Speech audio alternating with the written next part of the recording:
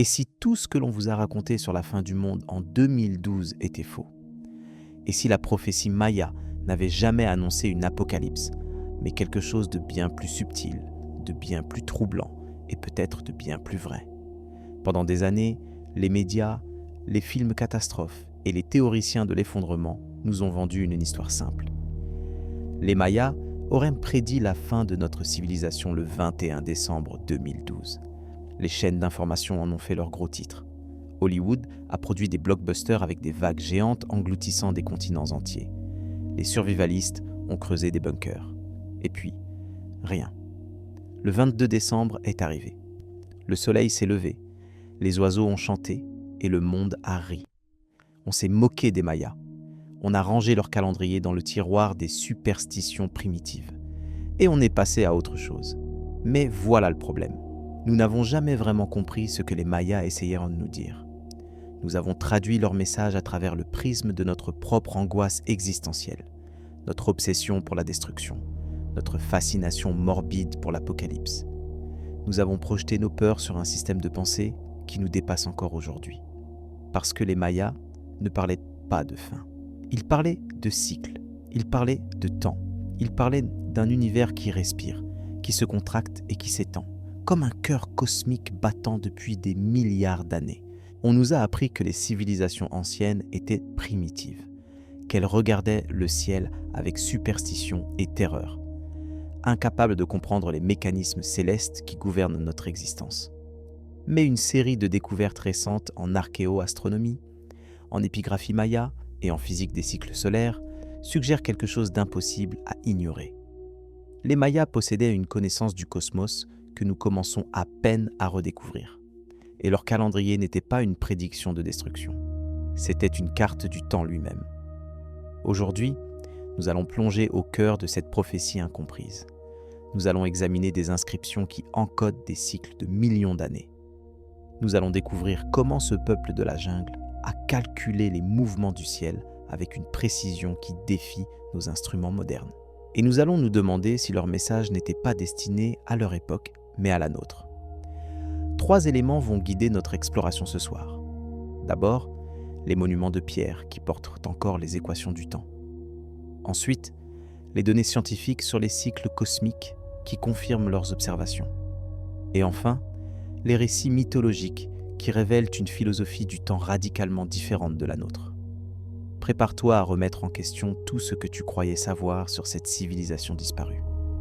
Bonsoir et bienvenue sur ce voyage à travers les mystères de notre passé, où nous explorons les rincones obscures de l'histoire humaine, là où la science officielle hésite encore à s'aventurer. Ce soir, nous allons prendre notre temps. Nous allons respirer profondément et laisser les siècles défiler devant nos yeux, comme les pages d'un livre ancien. Installe-toi confortablement. Laisse le monde extérieur s'estomper. Parce que ce que nous allons découvrir ensemble demande une attention particulière, une ouverture d'esprit, et peut-être un peu de cette humilité que nous avons perdue face aux civilisations qui nous ont précédés. Si tu aimes questionner les certitudes établies, si tu ressens cette curiosité profonde pour les mystères de notre planète, alors n'hésite pas à t'abonner et à activer les notifications. Chaque semaine, nous explorons ensemble ces énigmes qui façonnent notre compréhension du monde. Maintenant, ferme les yeux un instant. Imagine-toi au cœur de la jungle du Yucatan. Il y a 1200 ans. L'air est lourd, saturé d'humidité. Le chant des oiseaux tropicaux résonne entre les arbres géants. Et devant toi, émergeant de la végétation comme un titan de pierre, se dresse une pyramide. Ses marches grimpent vers le ciel, vers les étoiles, vers ce cosmos que les Mayas observaient chaque nuit avec une dévotion presque religieuse. Tu ne le sais pas encore, mais cette pyramide est une horloge cosmique. Commençons par le commencement. Que savons-nous réellement du calendrier Maya? La version officielle, celle qu'on enseigne dans les écoles et qu'on répète dans les documentaires grand public, raconte une histoire assez simple. Les Mayas auraient développé un système calendaire sophistiqué, basé sur plusieurs cycles imbriqués. Le plus connu est le fameux compte long. un système de datation linéaire qui démarrait à une date mythique correspondant, selon nos calculs, au 11 août 3114 avant notre ère. Ce compte long était divisé en unités de temps. Le kin représentant un jour, le winal comptant 20 jours, le tun équivalent à 360 jours, le katun regroupant 20 tuns soit environ 20 ans, et le baktun rassemblant 24 tuns soit environ 394 ans. Selon cette logique, le 13e baktun devait s'achever le 21 décembre 2012. Fin du cycle. Point final. Et c'est là que la machine médiatique s'est emballée. Fin du cycle est devenue fin du monde. Une date calendaire s'est transformée en prophétie apocalyptique, et nous avons collectivement ignoré ce que les Mayas eux-mêmes disaient de ce moment. Parce que voici ce que personne ne vous a dit. Les Mayas ne considéraient vraiment pas la fin d'un baktun comme une catastrophe. Ils la voyaient comme une transition, un passage, le moment où un monde ancien s'efface pour laisser place à un monde nouveau. Pas dans le feu et le sang, mais dans la transformation progressive de la conscience humaine. Les textes mayas parlent de soleil, pas de notre étoile, mais d'ère cosmique. Selon leur cosmologie, nous vivons actuellement dans le 5e soleil. 4 mondes nous ont précédés, chacun détruit non pas par un cataclysme externe, mais par un déséquilibre interne. Le premier monde a péri par le déluge, le deuxième par le vent, le troisième par le feu, le quatrième par des cataclysmes terrestres. Ces destructions n'étaient pas des punitions divines. Elles étaient les conséquences naturelles de cycles qui arrivent à leur terme, comme une saison qui cède la place à la suivante, comme une respiration qui expire avant d'inspirer à nouveau. Mais attendez, voici où les choses deviennent vraiment intéressantes. En 2012, alors que le monde se moquait de la non-apocalypse, une équipe d'archéologues travaillant sur le site de Xultun au Guatemala a fait une découverte extraordinaire. Dans une petite pièce enterrée depuis plus de 1200 ans, ils ont trouvé des murs couverts de calculs astronomiques, des tableaux de nombres, des cycles imbriqués et surtout des références à des périodes de temps qui dépassaient de très loin le fameux 13e baktun. Ces calculs parlaient de cycles de millions d'années, des durées si vastes qu'elles défient notre imagination. Les Mayas ne se contentaient pas de compter les jours jusqu'à 2012. Ils cartographiaient le temps cosmique sur des échelles que nous associons aujourd'hui à la géologie et à l'astrophysique. Pourquoi une civilisation de la jungle, sans télescope, sans ordinateur, sans aucun des outils que nous considérons essentiels à la science moderne, aurait-elle eu besoin de calculer des périodes de plusieurs millions d'années ? La réponse officielle est qu'il s'agissait de superstitions élaborées, de rituels religieux sans fondement empirique, de mythes habillés en mathématiques. Mais cette réponse ne tient pas. Pas quand on examine de près la précision de leurs calculs. Pas quand on compare leurs observations à ce que nous savons aujourd'hui des cycles cosmiques réels. Voici la thèse que nous allons explorer ensemble ce soir. Les Mayas avaient découvert quelque chose de fondamental sur la nature du temps et des cycles cosmiques. Quelque chose que notre science moderne commence à peine à confirmer. Et leur calendrier n'était pas une prophétie de destruction, mais un avertissement sur la nature cyclique de l'existence elle-même.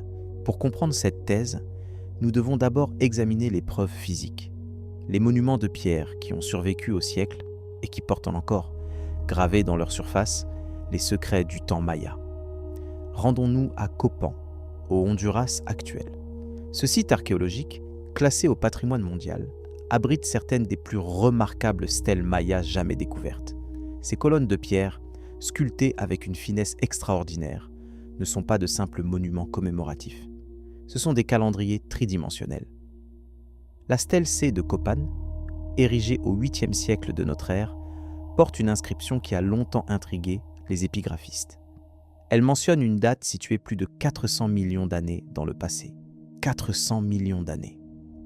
À cette époque, les premiers invertébrés commençaient à peine à coloniser les terres émergées. Les dinosaures n'existeraient même pas avant encore 200 millions d'années. Pourquoi les Mayas auraient-ils gravé une telle date sur un monument ? Quelle signification pouvait-elle avoir pour eux ? Les chercheurs conventionnels ont longtemps considéré ces grands nombres comme de simples exercices mathématiques, des démonstrations de virtuosité calendaire sans signification astronomique réelle. Mais cette interprétation ignore un fait crucial. Les Mayas ne gaspillaient pas la pierre. Chaque glyphe, chaque symbole gravé sur ces monuments avait une fonction précise. Le travail nécessaire pour sculpter une stèle était immense. On ne gravait pas des dates au hasard. Alors que représentaient ces nombres vertigineux? Une piste nous vient de l'étude des cycles astronomiques que les Mayas observaient avec une attention obsessionnelle.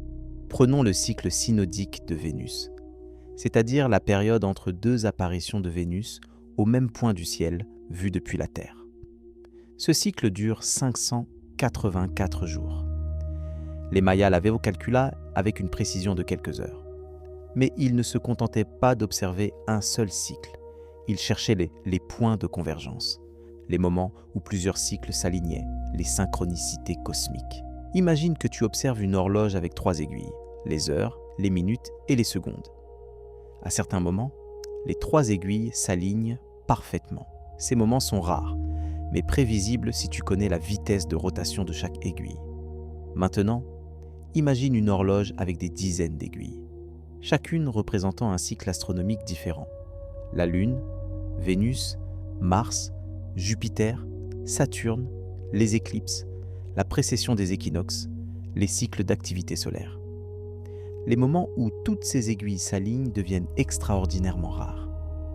Ils peuvent être séparés par des millions d'années. C'est exactement ce que les Mayas calculaient.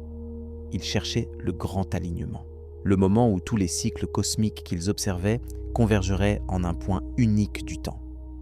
Et voici ce qui est vraiment troublant. Certains de leurs calculs correspondent à des cycles que nous ne comprenons que depuis quelques décennies. Prenons la précession des équinoxes.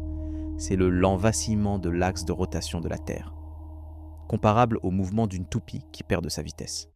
Ce cycle dure environ 25 765 ans. Les Mayas le connaissaient. Ils l'avaient intégré à leur calcul calendaire. Comment une civilisation sans instruments optiques sophistiqués a-t-elle pu mesurer un cycle qui dure plus de 250 siècles?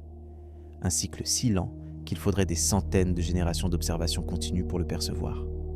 La réponse officielle est qu'ils ont eu de la chance, qu'ils ont fait des suppositions qui se sont avérées justes par coïncidence, que leur précision était accidentelle. Mais cette réponse devient de plus en plus difficile à soutenir, à mesure que nous découvrons l'étendue de leurs connaissances. Les codex mayas, qui ont survécu à la destruction coloniale espagnole, contiennent des tables d'éclipses d'une précision remarquable. Le codex de Dresde, le plus complet de ces manuscrits, prédit les éclipses sur des périodes de plusieurs siècles, avec une marge d'erreur de quelques heures seulement. Pour mettre cela en perspective, les astronomes européens du XVIe siècle, équipés de télescopes et de siècles de traditions scientifiques grecques et arabes, n'atteignaient pas toujours cette précision. Mais les Mayas allaient encore plus loin. Ils avaient identifié un cycle encore plus long, encore plus subtil, que nous appelons aujourd'hui le cycle de précession galactique. Tous les 225 millions d'années environ, notre système solaire effectue une orbite complète autour du centre de la Voie lactée. C'est l'année galactique, un cycle si vaste qu'il échappe à toute perception humaine directe. Et pourtant, certains chercheurs croient avoir identifié des références à ce cycle dans les inscriptions mayas les plus anciennes. Les fameux grands nombres gravés sur les stèles de Copan et d'autres sites pourraient représenter des fractions de cette année galactique. Si c'est vrai, alors les Mayas ne calculaient pas seulement le temps humain ou même le temps terrestre. Ils calculaient le temps cosmique, le rythme de la galaxie elle-même. Mais comment auraient-ils pu connaître l'existence de ce cycle? Comment auraient-ils pu même concevoir l'idée que notre Soleil orbite autour d'un centre galactique, alors qu'ils n'avaient aucun moyen de percevoir la structure de la Voie lactée? C'est ici que nous entrons dans le territoire de l'inexplicable, ou plutôt de l'inexpliqué. Il y a plusieurs hypothèses. La première, la plus conservatrice, suggère que les Mayas ont simplement extrapolé. À partir de leurs observations des cycles courts, ils auraient construit mathématiquement des cycles de plus en plus longs, sans nécessairement savoir qu'ils correspondèrent à des réalités astronomiques. Mais cette hypothèse a un problème. Les Mayas n'étaient pas des mathématiciens abstraits, jouant avec des nombres pour le plaisir. Ils étaient des astronomes praticiens. Chaque calcul avait une fonction, chaque cycle était lié à des observations réelles du ciel. La deuxième hypothèse suggère que les Mayas ont hérité leur connaissance d'une civilisation plus ancienne. Une civilisation dont nous n'avons pas encore retrouvé les traces, mais qui aurait accumulé des millénaires d'observations astronomiques avant de les transmettre aux cultures mésoaméricaines. Cette hypothèse est controversée, bien sûr. Elle implique l'existence d'une civilisation perdue, un concept que la science académique regarde avec méfiance. Mais elle expliquerait comment les Mayas ont pu acquérir des connaissances qui semblent nécessiter des siècles d'observation continue. La troisième hypothèse est la plus troublante. Elle suggère que les Mayas avaient accès à une forme de connaissance que nous ne comprenons pas encore. Une intuition cosmique, peut-être. Une connexion avec les rythmes de l'univers que notre civilisation technologique a perdu. Je ne te demande pas de croire à l'une ou l'autre de ces hypothèses. Je te demande simplement de considérer les faits. Les Mayas possédaient des connaissances astronomiques qui défient l'explication conventionnelle. Et leur calendrier était bien plus qu'un simple outil pour compter les jours. C'était une carte du temps cosmique. Maintenant, quittons les monuments de pierre pour nous tourner vers ce que la science moderne nous dit des cycles que les Mayas observaient. Parce que voici le plus étrange. Plus nous en apprenons sur les cycles cosmiques réels, plus les observations mayas semblent pertinentes. Commençons par notre propre étoile, le Soleil. Nous savons aujourd'hui que le Soleil n'est pas une sphère de lumière constante. C'est un réacteur thermonucléaire dynamique, traversé par des cycles d'activité qui affectent directement la Terre. Le cycle le plus connu est le cycle des taches solaires, qui dure environ 11 ans. Pendant les périodes de maximum solaire, le Soleil produit plus d'éruptions, plus de rayonnement, plus d'énergie. Ces variations affectent notre climat, nos communications et peut-être même notre biologie. Mais ce cycle de 11 ans n'est que la surface. Les physiciens solaires ont identifié des cycles plus longs, plus profonds, qui modulent l'activité du Soleil sur des échelles de temps bien plus vastes. Le cycle de Gleisberg dure environ 80 à 90 ans. Le cycle de Suess ou de Vries dure environ 200 ans. Le cycle de Hallstatt dure environ 2300 ans. Et voici ce qui est fascinant.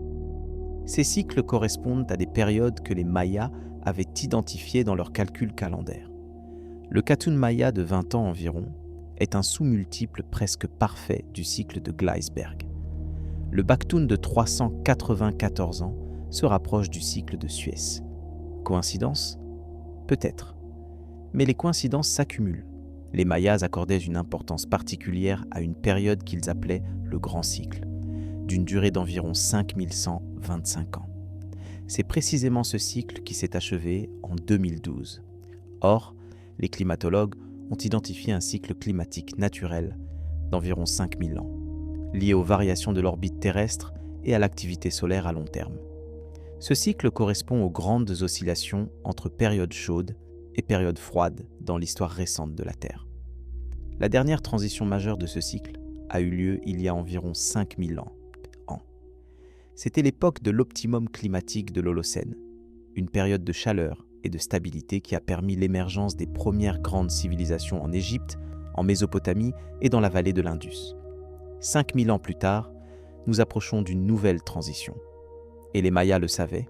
Bien sûr, cela ne signifie pas que 2012 marquait la fin du monde, mais cela pourrait signifier que nous entrons dans une nouvelle phase du cycle climatique et cosmique, une phase de transition et de changement. Les Mayas ne prédisaient pas l'apocalypse, ils prédisaient la transformation. Passons maintenant à un autre cycle que les Mayas semblent avoir compris. Le cycle de précession des équinoxes. J'ai mentionné plus tôt que ce cycle dure environ 25 765 ans. Pendant cette période, l'axe de la Terre décrit un cercle complet dans le ciel, pointant successivement vers différentes étoiles polaires. Mais la précession a des effets plus subtils et plus profonds.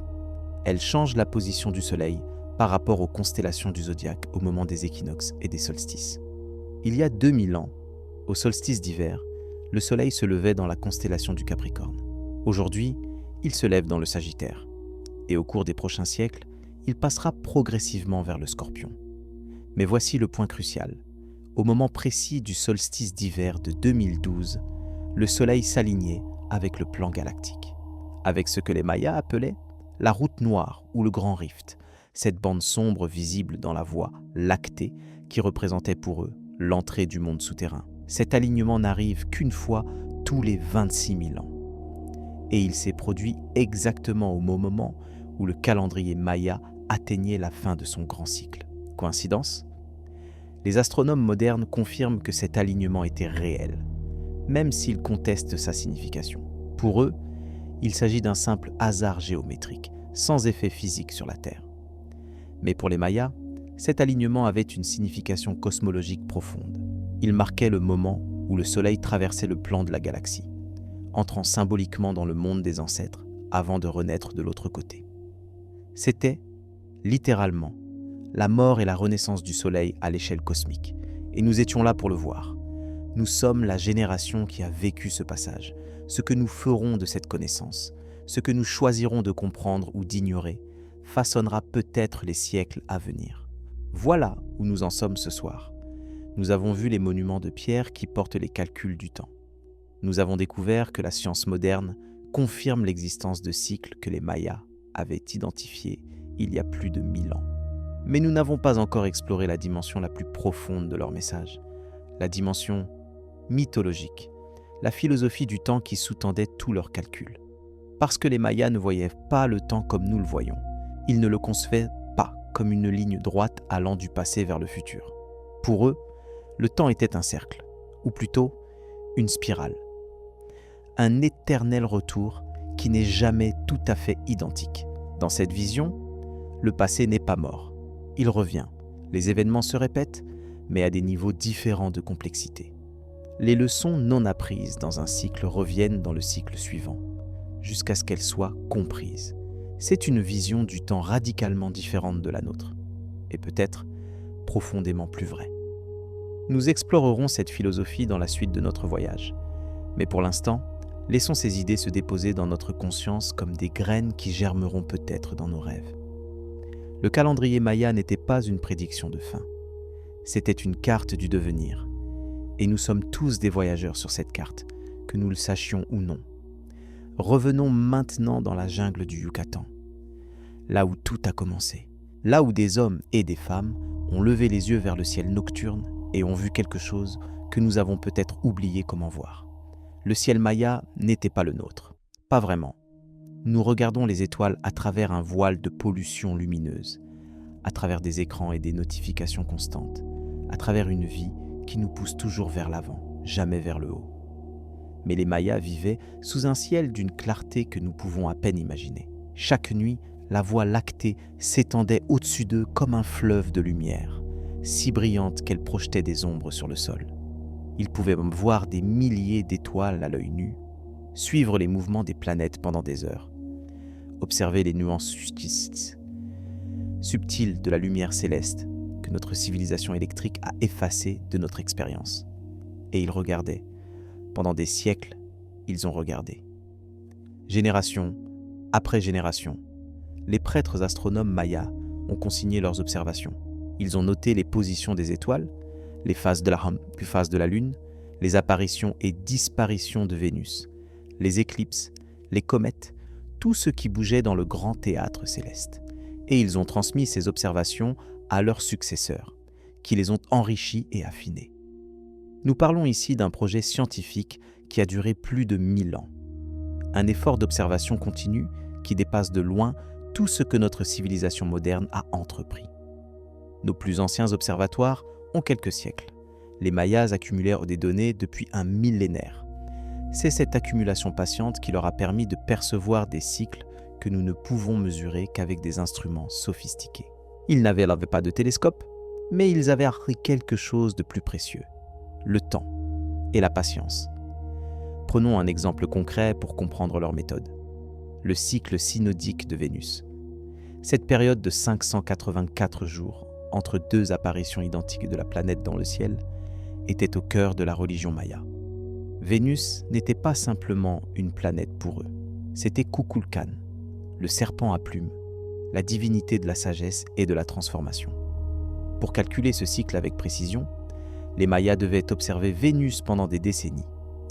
Ils devaient noter chaque levée héliaque, ce moment où Vénus apparaît juste avant le Soleil à l'aube après une période d'invisibilité. Ils devaient comparer ces observations année après année, génération après génération. Et voici ce qu'ils ont découvert. Le cycle de Vénus n'est pas exactement de 584 jours.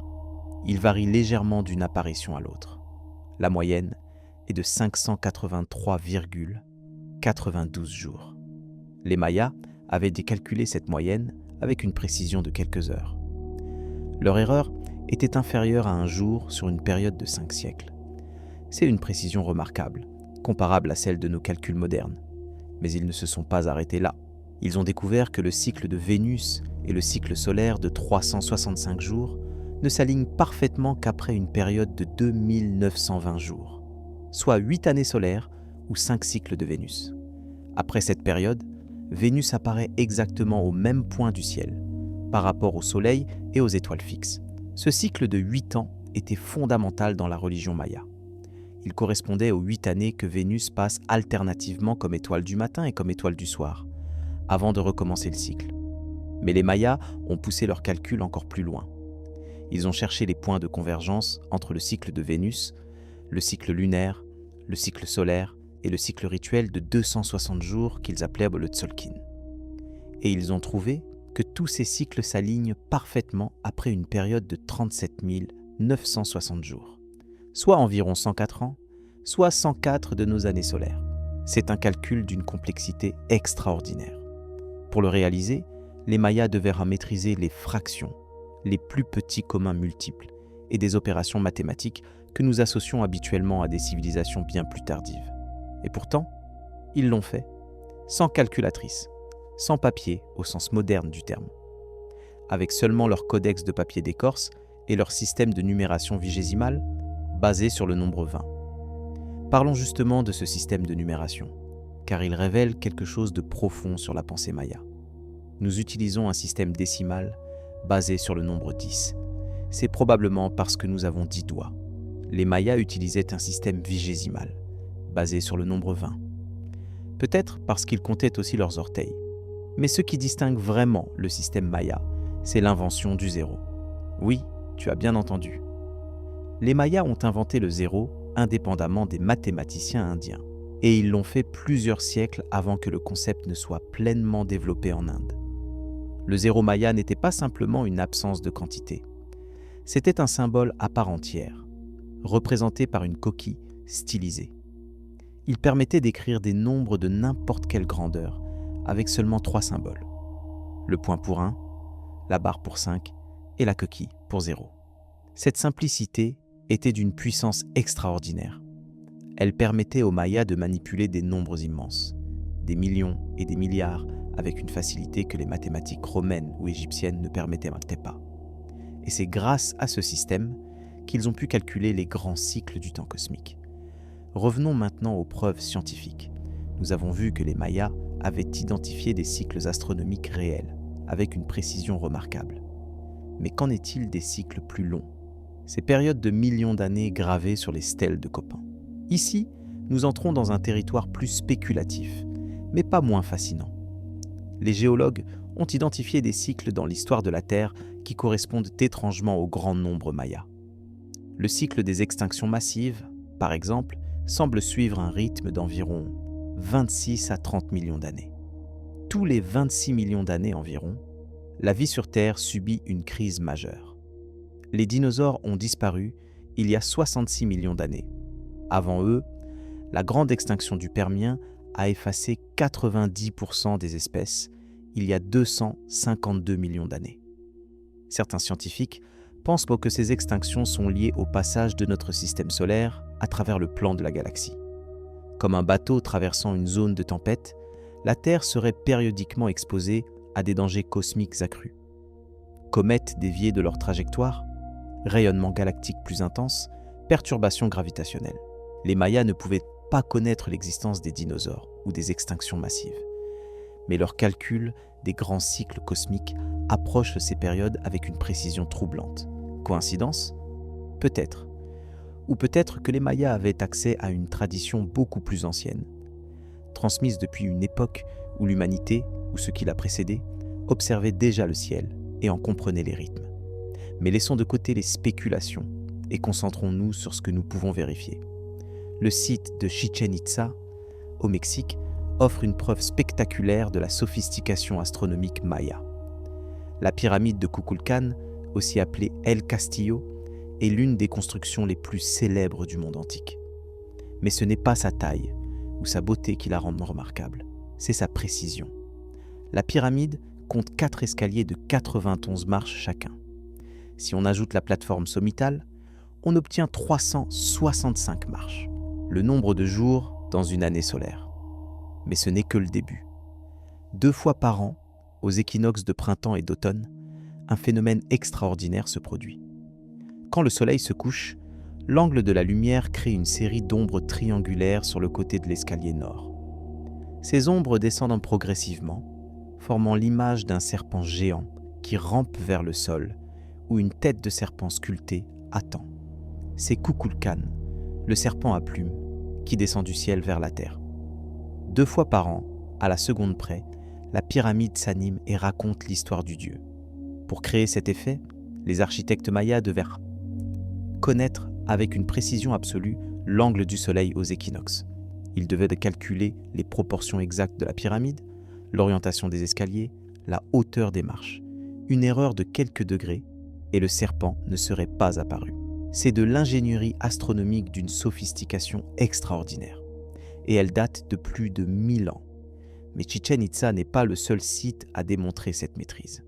À travers tout le monde maya, des temples et des pyramides sont alignés avec une précision millimétrique sur des événements astronomiques. L'observatoire de Caracol, également à Chichén Itzá, est une tour circulaire dont les fenêtres sont orientées vers des points précis de l'horizon. Ces fenêtres encadrent les positions du Soleil et de Vénus à des moments clés de leur cycle. C'est un véritable instrument d'observation, conçu pour suivre les mouvements du ciel avec une exactitude remarquable. À Uxmal, le palais du gouverneur est orienté de telle sorte qu'il s'aligne avec le lever de Vénus à son extrémité sud tous les 8 ans. L'ensemble du bâtiment est décoré de représentations de Vénus, soulignant l'importance de cette planète dans la religion maya. À Palenque, le temple des inscriptions, qui abrite la tombe du roi Pakal, est aligné de manière à ce que le soleil du solstice d'hiver illumine directement le sarcophage du roi. C'est comme si le soleil lui-même venait rendre visite aux défunts une fois par an. Ces alignements ne sont pas des accidents. Ils sont le résultat d'observations astronomiques méticuleuses et de calculs précis. Ils démontrent que les Mayas ne se contentèrent pas d'observer le ciel. Ils l'intégraient à leur architecture, à leur religion, à leur vie quotidienne. Le cosmos n'était pas séparé de la Terre. Le ciel n'était pas distinct des hommes. Tout était connecté dans un grand cycle de vie, de mort et de renaissance. Mais arrêtons-nous un instant pour réfléchir à ce que cela signifie. Nous vivons dans un monde où l'astronomie est devenue une science abstraite, pratiquée par des spécialistes dans des observatoires lointains.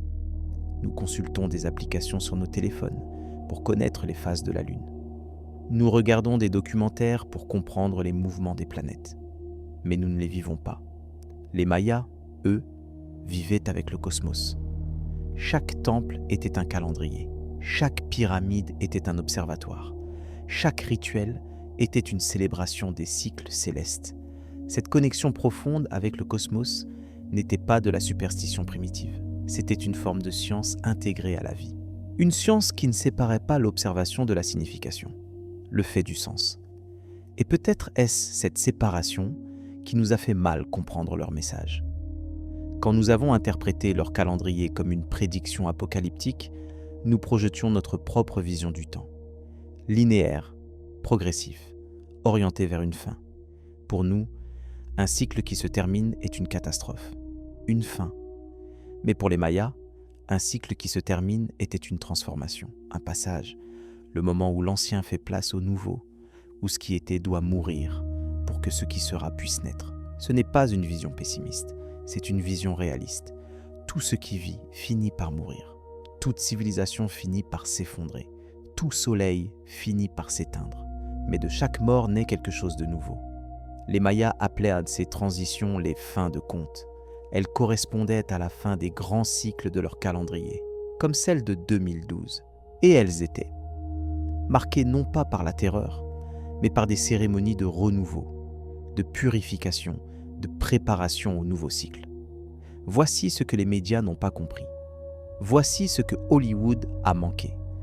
La prophétie Maya n'était pas une prédiction de destruction. C'était une invitation à la transformation. Et cette invitation est peut-être plus pertinente aujourd'hui qu'elle ne l'a jamais été. Regardons autour de nous. Notre civilisation traverse une crise multiple, climatique, sociale, économique, spirituelle. Les systèmes que nous avons construits montrent des signes d'épuisement. Les certitudes qui nous soutenaient s'effritent. Nous sommes peut-être, effectivement, à la fin d'un cycle. Pas la fin du monde, mais la fin d'un monde, la fin d'une façon de vivre, de penser, de nous rapporter à la Terre et au cosmos. Et si les Mayas avaient raison? Et si leur calendrier ne nous disait pas quand tout va s'effondrer, mais plutôt quand nous devons nous transformer? C'est une question troublante, parce qu'elle nous renvoie à notre propre responsabilité.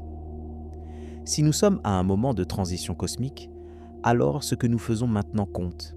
Nos choix, nos actions, nos transformations intérieures participent au grand tournant du cycle. Ce n'est pas une pensée confortable, mais c'est peut-être une pensée vraie. Plongeons maintenant dans la dimension mythologique de la vision maya du temps, parce que leurs calculs astronomiques n'étaient pas séparés de leur récit sacré. Les deux formaient un tout cohérent, une cosmologie complète qui reliait le ciel à la terre, le passé au futur, les dieux aux hommes. Le Popol Vuh, le livre sacré des Mayas Quichés du Guatemala, raconte l'histoire de la création du monde. Mais ce n'est pas une histoire simple. C'est une histoire de tentatives répétées, d'échecs et de recommencements. Selon le Popol Vuh, les dieux ont créé le monde plusieurs fois. Chaque fois, ils ont essayé de créer des êtres capables de les honorer et de comprendre le cosmos. Et chaque fois, ils ont échoué. Les premiers êtres étaient faits de boue. Ils n'avaient pas de forme stable et se dissolvaient dans l'eau. Les dieux les ont détruits. Les deuxièmes êtres étaient faits de bois. Ils pouvaient marcher et parler, mais ils n'avaient pas de cœur. Ils ne comprenaient pas les dieux et ne leur rendaient pas grâce. Les dieux les ont détruits par un déluge et des catastrophes. Les troisièmes êtres étaient faits de maïs. C'étaient les premiers vrais humains, capables de voir et de comprendre, de penser et de prier. Ce sont nos ancêtres, selon la tradition maya. Mais voici le détail crucial. Les hommes de maïs voyaient trop bien. Leur vision était si claire qu'ils pouvaient voir jusqu'aux confins de l'univers, comprendre les secrets des dieux, percer tous les mystères. Les dieux, inquiets de cette puissance, ont voilé leur vision. Ils ont mis un brouillard sur leurs yeux, limitant leur perception au monde immédiat. C'est pourquoi, selon les Mayas, nous ne pouvons plus voir ce que nos ancêtres voyaient. C'est pourquoi les mystères du cosmos nous échappent. C'est pourquoi nous devons réapprendre, génération après génération, ce que les premiers humains savaient instinctivement. Ce mythe est profondément significatif. Il suggère que la connaissance cosmique est notre héritage naturel, mais qu'elle nous a été retirée. Il implique que la sagesse astronomique des Mayas n'était pas une découverte progressive, mais plutôt une reconquête de quelque chose qui avait été perdu. Et il pose une question troublante. Qu'avons-nous oublié? Que savaient nos ancêtres que nous ne savons plus? Les récits mayas parlent aussi des 4 soleils, les 4 ères cosmiques qui ont précédé la nôtre. Chaque soleil durait un grand cycle calendaire, et chacun s'est terminé par une catastrophe liée à son élément dominant. Le premier soleil, le soleil d'eau, s'est terminé par un déluge. Le deuxième soleil, le soleil de vent, s'est terminé par des ouragans et des tempêtes. Le troisième soleil, le soleil de feu, s'est terminé par des pluies de feu et des éruptions volcaniques. Le quatrième soleil, le soleil de terre, s'est terminé par des tremblements de terre et des cataclysmes telluriques. Nous vivons maintenant dans le 5e soleil, et selon certaines interprétations, ce soleil sera caractérisé par le mouvement. Pas un élément fixe, mais le changement lui-même. C'est une prophétie qui résonne étrangement avec notre époque. Nous vivons dans un monde de changements constants, accélérés, parfois vertigineux. Les technologies évoluent plus vite que notre capacité à les comprendre. Les sociétés se transforment à un rythme sans précédent. Le climat lui-même change sous nos yeux. Mouvement, changement, transformation. C'est peut-être exactement ce que les Mayas prédisaient pour notre ère. Mais le plus troublant dans les mythes mayas, c'est peut-être leur vision de ce qui vient après la fin d'un soleil. Les catastrophes ne sont pas des punitions. Elles sont des réinitialisations, des moments où le cosmos se nettoie pour recommencer. Et chaque nouveau soleil est une opportunité de faire mieux, d'évoluer, de se rapprocher de l'harmonie cosmique que les dieux recherchent. Les Mayas ne voyaient pas l'histoire comme un progrès linéaire vers un paradis futur. Ils ne la voyaient pas non plus comme une décadence progressive vers un enfer inévitable. Ils la voyaient comme une spirale, montant et descendant, avançant et reculant, mais toujours en mouvement. Chaque cycle apporte ses défis et ses opportunités. Chaque ère a ses leçons à enseigner. Et chaque transition est une porte vers quelque chose de nouveau. C'est une philosophie du temps radicalement différente de la nôtre. Et peut-être plus sage, parce que notre vision linéaire du temps nous piège. Elle nous fait croire que le progrès est automatique, que demain sera nécessairement meilleur qu'aujourd'hui, que les problèmes se résoudront d'eux-mêmes avec le temps. Ou bien, elle nous plonge dans le désespoir, nous faisant croire que tout est perdu, que la catastrophe est inévitable, que rien de ce que nous faisons ne compte. La vision Maya offre une alternative. Elle nous dit que les cycles existent, que les transitions sont naturelles, et que ce qui compte n'est pas d'éviter le changement, mais de le traverser avec sagesse. Le 5e soleil ne durera pas éternellement. Un jour, lui aussi prendra fin. Mais de cette fin naîtra un 6e soleil, une nouvelle ère, une nouvelle opportunité. Et peut-être, si nous apprenons les leçons de ce cycle, le prochain sera meilleur que celui-ci. C'est là, le cœur du message Maya, je crois. Pas une prédiction de fin, mais un appel à la conscience. Une invitation à voir notre place dans les grands cycles du cosmos et à agir en conséquence. Les Mayas nous regardent à travers les siècles. Leurs monuments de pierre portent encore leurs calculs, leurs mythes, leur sagesse. Et ils nous posent pour une question silencieuse. Avez-vous compris ? Nous avons ri de leurs prophéties en 2012. Nous avons transformé leur sagesse en spectacle hollywoodien. Nous avons réduit leur calendrier à une date d'apocalypse pour faire vendre des billets faux de cinéma. Mais peut-être n'est-il pas trop tard pour écouter vraiment ce qu'ils avaient à nous dire. Peut-être est-il temps de lever les yeux vers le ciel, comme ils le faisaient chaque nuit. De voir les étoiles qui tournent, la lune qui croît et décroît, le soleil qui monte et descend selon des cycles aussi anciens que l'univers lui-même. Peut-être est-il temps de nous souvenir que nous faisons partie de ces cycles, que notre vie, notre civilisation, notre planète elle-même sont des notes dans une symphonie cosmique qui joue depuis des milliards d'années et qui jouera encore longtemps après notre passage. Les Mayas comprenaient en cela. Ils l'avaient gravé dans la pierre pour que nous ne l'oublions pas. Et maintenant, à nous de décider si nous voulons écouter. Poursuivons notre voyage à travers le temps et l'espace. Nous avons exploré les monuments de pierre, les calculs astronomiques, les mythes de création. Mais il reste encore des mystères à dévoiler, des connexions à établir, des questions à poser. Revenons un instant sur cette idée troublante. Les Mayas auraient pu hériter leur connaissance d'une civilisation plus ancienne. Cette hypothèse, souvent rejetée par l'Académie officielle, mérite pourtant qu'on s'y attarde, parce que les Mayas eux-mêmes le disaient, dans leurs textes, dans leurs inscriptions, dans leurs traditions orales. Les Mayas parlaient de maîtres venus d'ailleurs, des êtres de sagesse qui leur auraient enseigné l'écriture, les mathématiques, l'astronomie, l'agriculture, des fondateurs divins qui auraient établi les premières cités et transmis les secrets du calendrier. La figure la plus célèbre de ces maîtres est Kukulkan, le serpent à plumes, que les Aztèques appelleraient le plus tard Quetzalcoatl. Selon les légendes, Kukulkan était venu de l'Est, par la mer, à une époque très ancienne. Il avait la peau claire, une barbe longue et portait une robe blanche. Il a enseigné au peuple de Mésoamérique les arts de la civilisation. Puis il est reparti vers l'Est, promettant de revenir un jour. Cette légende ressemble étrangement à d'autres mythes de fondateurs civilisateurs qu'on retrouve partout dans le monde. Osiris en Égypte, Oan en Mésopotamie, Viracocha chez les Incas. Des êtres venus d'ailleurs, porteurs de sagesse, qui apparaissent après une grande catastrophe pour reconstruire la civilisation. Coïncidence culturelle, archétype universel de l'inconscient collectif, ou souvenir déformé d'événements réels? La question reste ouverte, mais elle nous invite à considérer la possibilité que les connaissances mayas ne soient pas nées de rien, qu'elles puissent être les fragments d'un savoir plus ancien, transmis à travers les âges par des voies que nous ne comprenons pas encore. Et si nous regardons la géographie de la connaissance astronomique ancienne, des patterns troublants émergent.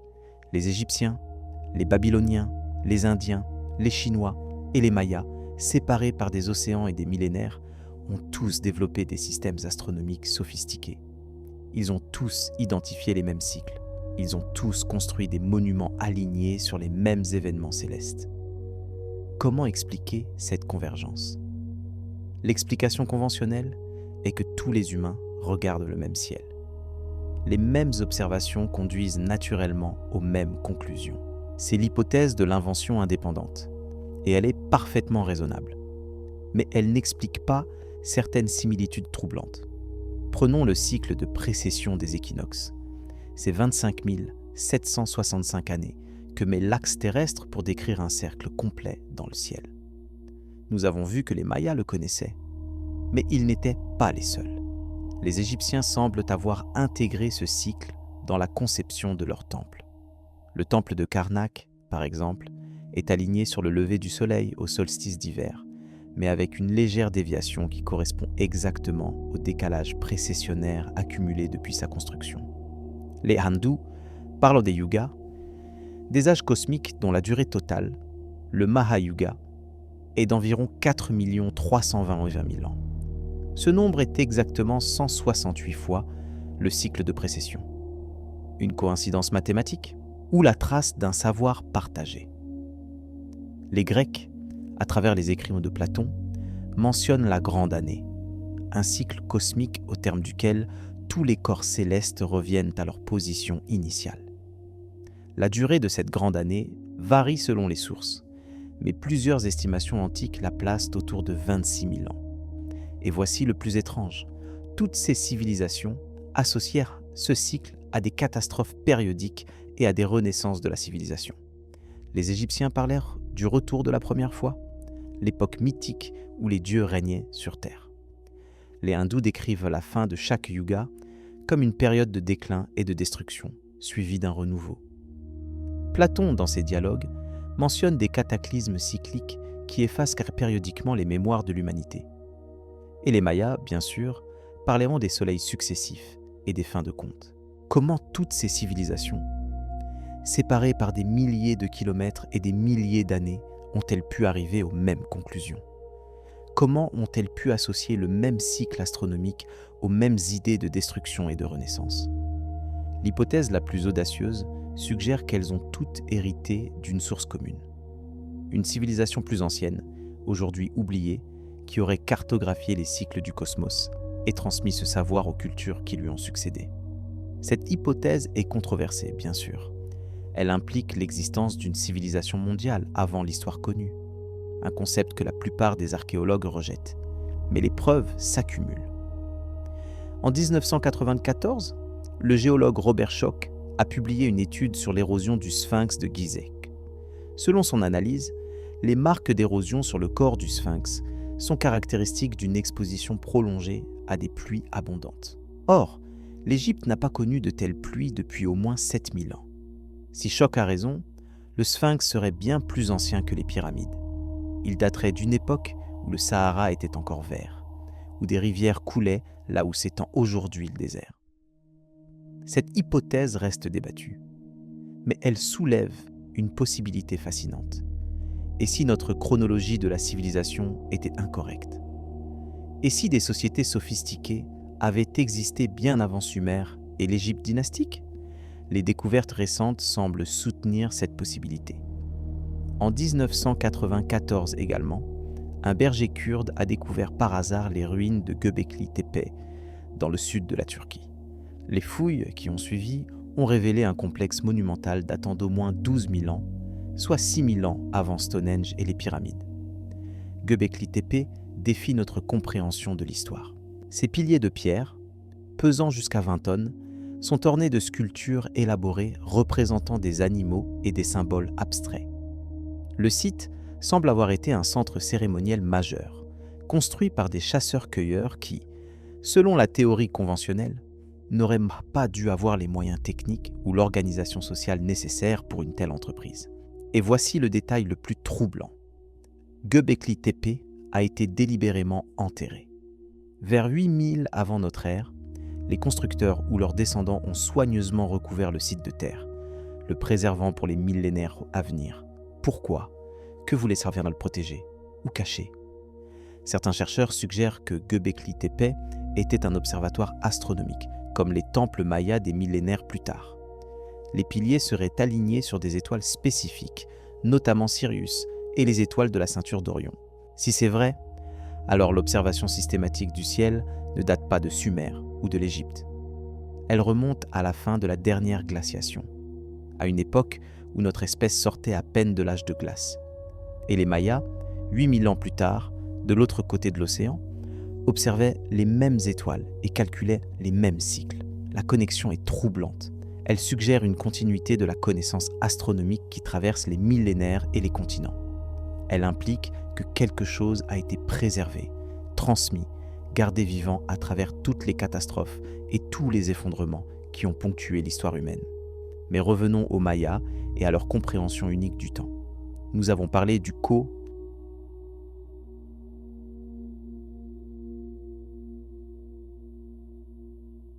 MPT-long, ce système de datation linéaire qui mesure le temps depuis un point de départ mythique.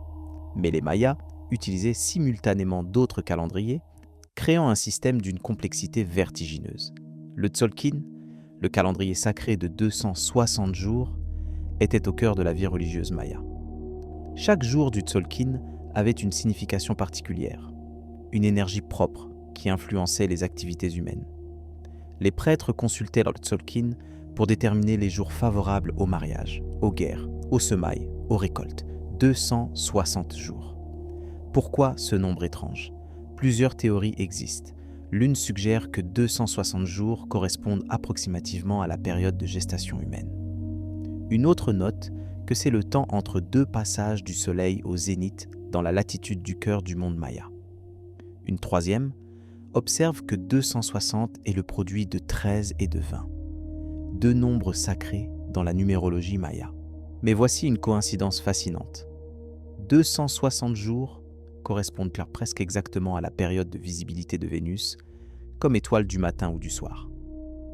Vénus apparaît pendant environ 263 jours d'un côté du Soleil, puis disparaît pendant quelques semaines, avant de réapparaître de l'autre côté. Le Tzolk'in pourrait donc être un calendrier vénusien, encodant les cycles de l'étoile la plus brillante du ciel après le Soleil et la Lune. À côté du Tzolk'in, les Mayas utilisaient le Hab, un calendrier solaire de 365 jours, divisé en 18 mois de 20 jours chacun, plus une période de 5 jours supplémentaires considérée comme dangereuse et malchanceuse. Le Tzolk'in et le Hab s'imbriquaient l'un dans l'autre comme les engrenages d'une horloge. Une date maya complète spécifiait la position dans les deux calendriers simultanément. Et comme ces deux calendriers ont des durées différentes, une même combinaison de dates ne se répétait que tous les 52 ans.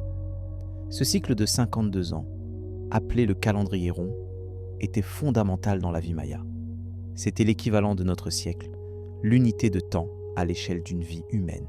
Mais au-dessus du calendrier rond, le compte long permettait de dater les événements sur des périodes beaucoup plus vastes. C'est le compte long qui a généré la fameuse date de 2012, quand le 13e Baktun s'est achevé. Et au-dessus du compte long, les grands cycles permettèrent de penser le temps à l'échelle cosmique, sur des millions et des milliards d'années. Cette architecture calendaire à plusieurs niveaux révèle quelque chose de profond sur la pensée maya. Pour eux, le temps n'était pas une dimension unique et homogène. C'était un tissage complexe de cycles multiples, chacun avec sa propre signification, sa propre énergie, sa propre influence sur les affaires humaines. Vivre dans le temps maya, c'était naviguer simultanément sur plusieurs fleuves temporels. C'était savoir que chaque jour était unique, défini par sa position dans tous les calendriers à la fois. C'était comprendre que le présent n'était pas un point isolé, mais un nœud dans un réseau de cycles interconnectés. Cette vision du temps a des implications profondes pour notre compréhension de la prophétie de 2012. Dans notre pensée linéaire, une fin de cycle est dramatique. C'est un terminus, un point final, une catastrophe. Mais dans la pensée maya, une fin de cycle était simplement un nœud plus important dans le tissage du temps. Un moment où plusieurs fils se rejoignaient avant de repartir dans de nouvelles directions. Le 21 décembre 2012 n'était pas la fin du temps. C'était un carrefour temporel. Un moment où le compte long revenait à zéro, comme le compteur kilométrique d'une voiture qui repasse par tous les zéros avant de recommencer. Et comme pour le compteur d'une voiture, le passage par zéro ne signifie pas que le voyage est terminé. Il signifie simplement qu'un chapitre se ferme et qu'un autre commence. Mais les Mayas ne considéraient pas tous les cycles comme équivalents. Certaines fins de compte étaient plus significatives que d'autres. Et la fin du 13e Baktun était particulièrement importante. 13 était un nombre sacré pour les Mayas. Il y avait 13 niveaux dans le ciel supérieur, 13 dieux majeurs, 13 jours dans chaque semaine du Tzolk'in. Le 13e Baktun marquait donc l'achèvement d'un cycle particulièrement significatif, un moment de grande puissance spirituelle. Et ce moment coïncidait avec l'alignement galactique dont nous avons parlé, quand le soleil du solstice d'hiver s'alignait avec le plan de la Voie lactée. Les Mayas auraient-ils pu prévoir cet alignement?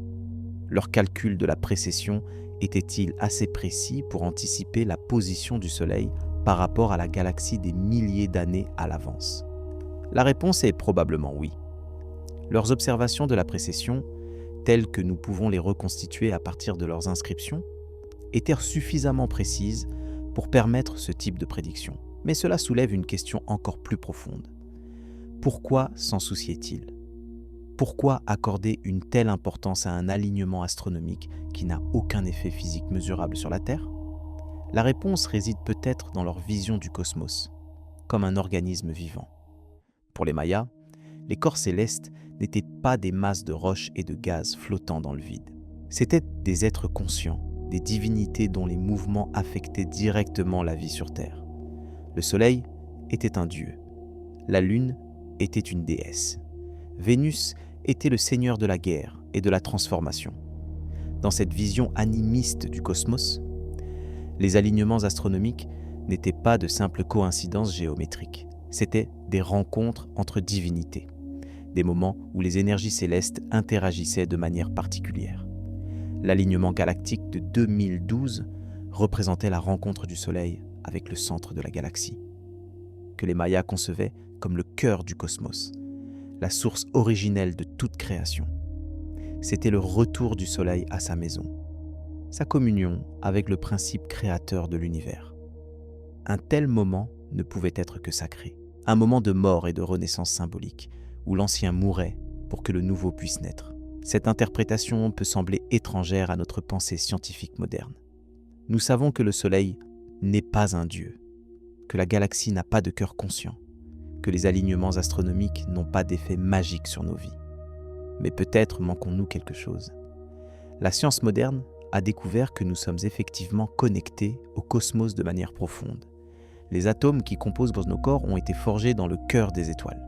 Le carbone de nos cellules, l'oxygène que nous respirons, le fer dans notre sang, tout cela vient d'étoiles mortes depuis des milliards d'années. Nous sommes littéralement faits de poussière d'étoiles. Le cosmos n'est pas là-haut, séparé de nous, il est en nous. Nous en faisons partie intégrante. Et les cycles cosmiques qui gouvernent les mouvements des étoiles et des planètes nous affectent de manière mesurable. Les marées sont contrôlées par la Lune. Les saisons dépendent de l'inclinaison de la Terre par rapport au Soleil. Le climat à long terme est influencé par les variations orbitales. Nous vivons dans un univers interconnecté où tout influence tout, où les frontières entre le moi et le cosmos sont plus floues qu'elles ne paraissent. Les Mayas le savaient intuitivement. Ils l'exprimaient dans un langage mythologique que nous avons du mal à comprendre. Mais le fond de leur message résonne avec les découvertes les plus récentes de la science moderne. Nous ne sommes pas séparés du cosmos. Nous en sommes des expressions locales. Et les grands cycles qui gouvernent l'univers nous traverse, que nous en soyons conscients ou non. Cette conscience cosmique, les Mayas l'avaient cultivée pendant des millénaires. Leur calendrier n'était pas de simples outils pratiques pour organiser les semailles et les récoltes. C'étaient des instruments de connexion avec les rythmes profonds de l'existence. Et leur message pour notre époque n'était pas une prédiction de catastrophe. C'était un rappel de notre place dans le grand ordre des choses. Nous sommes arrivés à un moment charnière, non pas parce que le monde va finir, mais parce qu'un cycle se termine et qu'un autre commence. Ce que nous ferons de ce moment dépend de nous. Les Mayas ne nous ont pas dit ce qui allait se passer. Ils nous ont dit que quelque chose devait se passer, que le changement était inévitable, que la transformation nous attendait, que nous le voulions ou non. La question n'est pas de savoir si nous allons changer, c'est de savoir comment nous allons changer. Et c'est une question à laquelle seuls nous pouvons répondre. Le calendrier Maya est une carte, pas une destination. Il nous montre où nous sommes dans le grand cycle du temps. Mais il ne nous dit pas où aller. Ce choix nous appartient. Et peut-être est-ce là la vraie sagesse de cette civilisation disparue. Non pas dans leurs prédictions, mais dans leur invitation à prendre conscience, à lever les yeux vers le ciel, à nous souvenir que nous faisons partie de quelque chose de bien plus grand que nous-mêmes. Le 5e soleil continue sa course. Le nouveau cycle a commencé. Et nous sommes tous, sans exception, des voyageurs sur cette spirale du temps qui monte vers un avenir que nous construisons ensemble, jour après jour, choix après choix. Les Mayas nous regardent à travers les siècles, et ils attendent de voir ce que nous allons faire de leur message.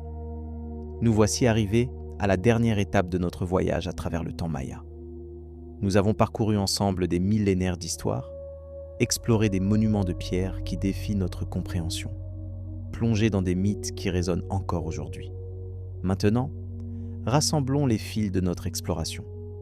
Tissons ensemble les différentes preuves que nous avons examinées. Et voyons quels motifs émergent de cette tapisserie du temps. Nous avons commencé par les monuments, les stèles de Copan, les pyramides de Chichen Itza, les observatoires de Caracol. Ces structures de pierre ne sont pas de simples constructions architecturales. Ce sont des calendriers tridimensionnels, des instruments astronomiques d'une précision remarquable, des témoins silencieux d'une connaissance que nous commençons à peine à comprendre. Les Mayas ont gravé dans la pierre des calculs qui s'étendent sur des millions d'années. Ils ont construit des temples alignés au millimètre près sur les mouvements du Soleil, de la Lune et de Vénus. Ils ont créé un système calendaire d'une complexité sans équivalent dans le monde antique. Pourquoi ? Quelle nécessité pouvait pousser une civilisation de la jungle tropicale à développer une telle obsession pour le temps cosmique ? La réponse conventionnelle, celle des manuels scolaires, parle de religion primitive et de superstitions élaborées. Les Mayas auraient été terrorisés par les cycles célestes, cherchant désespérément à prédire les éclipses et les catastrophes naturelles. Mais cette réponse ne tient pas devant l'évidence de leur sophistication. On ne construit pas des monuments alignés sur des événements qui ne se produisent qu'une fois par siècle par simple peur. On ne calcule pas des cycles de millions d'années par superstition. Non. Les Mayas cherchaient quelque chose. Ils poursuivaient une compréhension. Ils cartographiaient le temps parce qu'ils avaient compris quelque chose de fondamental sur sa nature. Et cette compréhension, nous l'avons vu confirmée par la science moderne. Les cycles que les Mayas avaient identifiés correspondent à des réalités astronomiques mesurables. La précession des équinoxes, les cycles d'activité solaire, les oscillations climatiques à long terme. Tout cela existe. Tout cela est documenté par nos instruments les plus sophistiqués. Les Mayas l'avaient recompris il y a plus de 1000 ans, sans télescope, sans ordinateur, sans aucun des outils que nous considérons indispensables à la science moderne. Comment est-ce possible ? Nous avons exploré plusieurs hypothèses. L'accumulation patiente d'observations sur des siècles, l'héritage d'une civilisation plus ancienne, une connexion intuitive avec les rythmes cosmiques que notre culture a perdus. Chacune de ces hypothèses a ses forces et ses faiblesses. Aucune ne peut être prouvée de manière définitive. Mais toutes convergent vers une conclusion troublante. Les Mayas savaient des choses que nous ne comprenons pas encore. Et leur message, leur fameuse prophétie, n'était pas ce que nous avions cru. Les médias nous ont vendu une histoire d'apocalypse. Hollywood nous a montré des vagues géantes et des volcans en éruption. Les survivalistes nous ont conseillé de creuser des bunkers et de stocker de la nourriture. Mais les Mayas ne parlaient pas de fin. Ils parlaient de transition, de passage, de transformation. Le 21 décembre 2012 n'était pas une date de mort, c'était une date de naissance. Le moment où un nouveau cycle commençait, où de nouvelles possibilités s'ouvraient, où l'humanité avait l'opportunité de changer de direction. Nous avons manqué cette opportunité de la comprendre à l'époque. Nous étions trop occupés à nous moquer ou à paniquer. Mais peut-être n'est-il pas trop tard. Parce que le message Maya n'était pas lié à une date unique. Il concernait notre relation avec le temps lui-même, notre conscience de notre place dans les grands cycles du cosmos. Et cette conscience, nous pouvons la développer à tout moment. Réfléchissons maintenant aux implications de tout ce que nous avons vu. Si les Mayas et Raf avaient raison, si le temps est vraiment cyclique, si les mêmes motifs se répètent à différentes échelles, alors l'histoire n'est pas une progression linéaire vers un but lointain. C'est une spirale, montant et descendant, avançant et reculant, mais toujours en mouvement. Les civilisations naissent, fleurissent et s'effondrent. C'est le cycle naturel. Ce n'est pas un échec, c'est le rythme de la vie à l'échelle collective. Et nous, aujourd'hui, où en sommes-nous dans ce cycle ? Les signes sont ambigus. D'un côté, notre civilisation a atteint des sommets de puissance technologique jamais vus dans l'histoire connue. Nous avons envoyé des hommes sur la Lune. Nous avons cartographié le génome humain. Nous avons construit des réseaux de communication qui relient instantanément tous les coins de la planète. De l'autre côté, nous faisons face à des crises multiples et interconnectées. Le climat se dérègle sous l'effet de nos émissions. Les inégalités se creusent. Les ressources naturelles s'épuisent. Le tissu social se fragmente. Sommes-nous au sommet du cycle, juste avant la descente ? Ou sommes-nous dans les douleurs de l'accouchement, juste avant l'émergence de quelque chose de nouveau ? Les Mayas ne nous donnent pas la réponse, mais ils nous offrent un cadre pour penser la question. Dans leur vision, les crises ne sont pas des accidents. Elles sont des signes de transition, des symptômes du passage entre deux états. Ce qui semble destruction peut être transformation. Ce qui ressemble à la fin peut être le début. Le 5e soleil, celui sous lequel nous vivons, est caractérisé par le mouvement, le changement constant, l'adaptation permanente. C'est exactement ce que nous vivons aujourd'hui. Cette accélération vertigineuse qui transforme notre monde plus vite que nous ne pouvons le comprendre. Et selon les prophéties mayas, ce mouvement n'est pas une malédiction, c'est un défi. Une invitation à évoluer, à nous adapter, à développer de nouvelles capacités de conscience et de créativité. Les soleils précédents ont échoué parce que leurs habitants n'ont pas su s'adapter à leurs défis spécifiques. Le soleil d'eau a péri parce que ses habitants n'ont pas compris l'eau. Le soleil de feu a péri parce que ses habitants n'ont pas maîtrisé le feu. Le 5e soleil périra-t-il parce que nous n'avons pas compris le mouvement, parce que nous avons résisté au changement au lieu de l'embrasser, parce que nous avons essayé de figer le monde au lieu de danser avec lui? Ou réussirons-nous là où les autres ont échoué? Apprendrons-nous à surfer sur les vagues du changement au lieu de nous noyer dedans? Développerons-nous la flexibilité et la résilience nécessaires pour traverser cette transition? La question reste ouverte, et la réponse dépend de nous. C'est peut-être le message le plus profond des Mayas. Non pas une prédiction de ce qui va se passer, mais un rappel de ce qui dépend de nous. Un avertissement que les cycles ne sont pas des fatalités, mais des opportunités. Que chaque transition est une porte et que nous choisissons de quel côté de cette porte nous voulons nous trouver. Explorons maintenant une dimension que nous n'avons fait qu'effleurer, la dimension personnelle du message Maya. Parce que les cycles cosmiques ne concernent pas seulement les civilisations. Ils concernent chacun d'entre nous. Le Tzolk'in, le calendrier sacré de 260 jours, n'était pas seulement un outil astronomique, c'était un guide pour la vie individuelle. Chaque personne naissait sous un signe du Tzolk'in, qui définissait son caractère, ses forces, ses défis, son destin potentiel. C'était une forme d'astrologie, oui, mais pas une astrologie de prédiction passive, une astrologie d'orientation active. Le signe de naissance n'enfermait pas la personne dans un destin figé. Il lui indiquait la direction de son développement, les leçons qu'elle devait apprendre, les potentiels qu'elle pouvait réaliser. Dans cette vision, chaque vie humaine est un microcosme des grands cycles. Nous naissons, nous croissons, nous atteignons notre maturité, nous déclinons et nous mourons. Et de notre mort naît quelque chose de nouveau, que ce soit nos enfants, nos œuvres ou les transformations que nous avons opérées dans le monde. Les Mayas n'avaient pas peur de la mort. Ils la voyaient comme une partie naturelle du cycle, nécessaire au renouvellement. Leurs rituels funéraires n'étaient pas des adieux définitifs, mais des accompagnements vers la prochaine étape du voyage. Cette sagesse face à la mort était intimement liée à leur compréhension des cycles. Quand on sait que tout est cyclique, que tout revient sous une forme ou une autre, la mort perd son caractère définitif et terrifiant. Elle devient une transition, un passage, une transformation. Et cette sagesse peut nous aider aujourd'hui dans notre culture qui fuit la mort et qui cherche désespérément l'immortalité technologique. Les Mayas nous rappellent que la mort n'est pas l'ennemi. C'est le partenaire de la vie, celui qui lui donne sa valeur et son urgence. Sans la mort, la vie perdrait son sens. C'est parce que nous sommes mortels que chaque moment compte. C'est parce que notre temps est limité que nos choix ont de l'importance.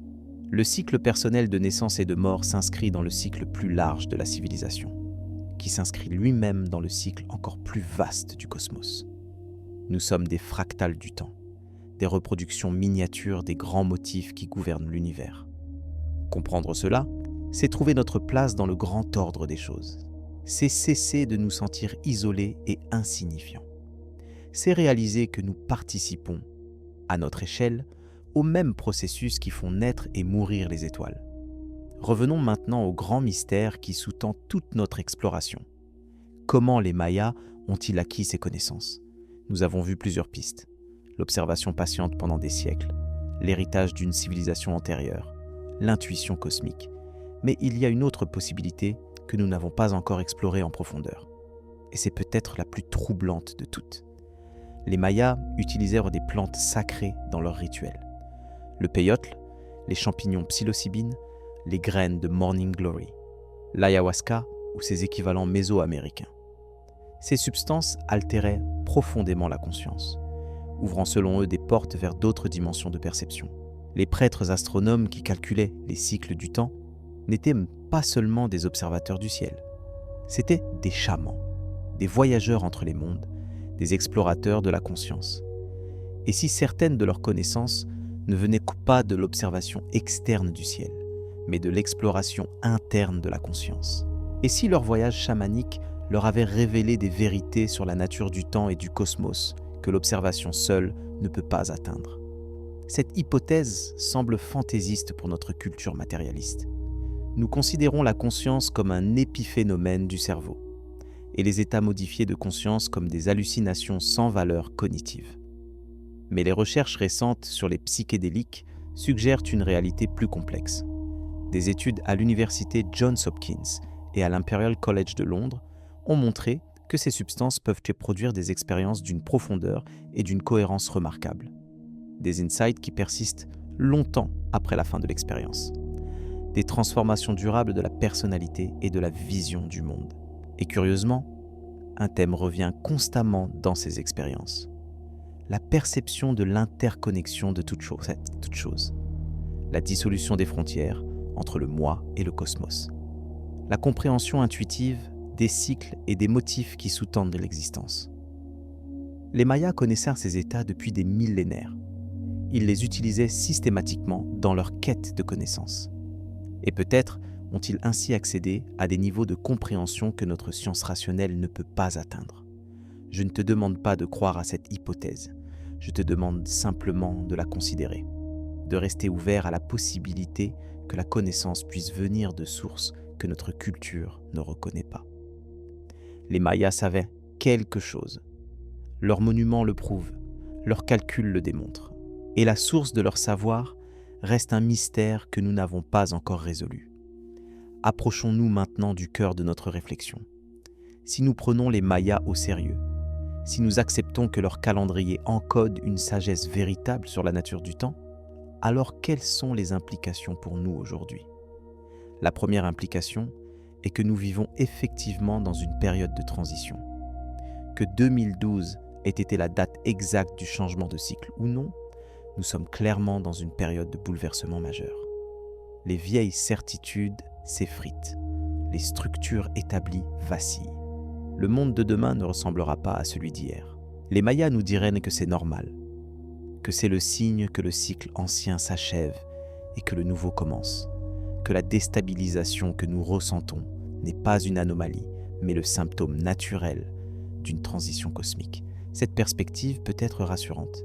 Elle nous rappelle que d'autres ont traversé des transitions similaires avant nous, que les fins de cycle, aussi douloureuses soient-elles, débouchent sur de nouveaux commencements, que le chaos apparent est souvent le prélude à un nouvel ordre. Mais elle peut aussi être responsabilisante, parce que si nous sommes dans une période de transition, alors nos choix comptent plus que jamais. Les décisions que nous prenons maintenant, individuellement et collectivement, façonneront le nouveau cycle pour des siècles à venir. Les Mayas des fins de compte précédentes n'étaient pas passifs face aux transitions. Ils organisaient des cérémonies de renouveau. Ils purifiaient leur temple. Ils se préparaient intérieurement à ce qui venait. Ils comprenaient que la transition n'était pas quelque chose qui leur arrivait, mais quelque chose à quoi ils participaient. Nous pouvons faire de même, pas en construisant des bunkers ou en stockant de la nourriture, mais en cultivant la conscience, la flexibilité, la résilience, en nous demandant quelles valeurs nous voulons porter dans le nouveau cycle, en imaginant le monde que nous voulons créer. La deuxième implication est que nous devons réapprendre à voir le temps différemment. Notre culture nous a conditionnés à penser le temps comme une ligne droite, un progrès inexorable du passé vers le futur. Cette vision nous empêche de voir les motifs, les récurrences, les cycles. Les Mayas nous invitent à une vision spiralique du temps. Le temps qui avance tout en revenant. Le temps qui monte tout en tournant. Le temps qui ne répète jamais exactement le passé, mais qui en reprend les thèmes à des niveaux différents de complexité. Dans cette vision, le passé n'est pas mort et le futur n'est pas inconnu. Le passé est une version antérieure de ce que nous vivons maintenant. Le futur est une version ultérieure de ce que nous avons déjà vécu.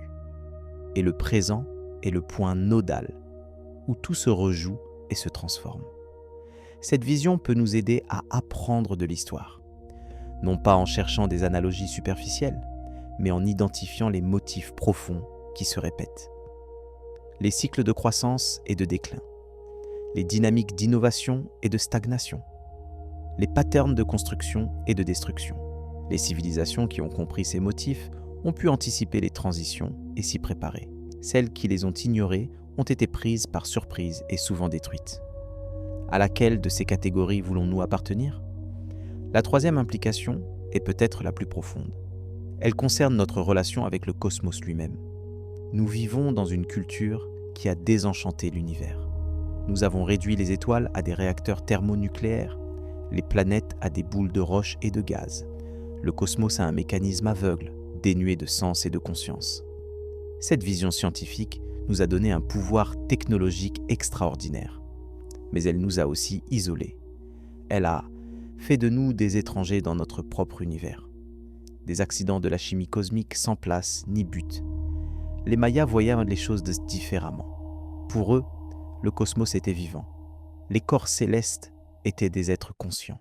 Les cycles du temps étaient les battements d'un cœur cosmique. Et curieusement, la science la plus avancée commence à rejoindre cette vision.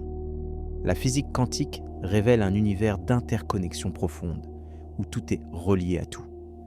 La cosmologie moderne découvre un univers réglé avec une précision extraordinaire. Comme si les lois de la physique avaient été choisies pour permettre l'émergence de la vie et de la conscience.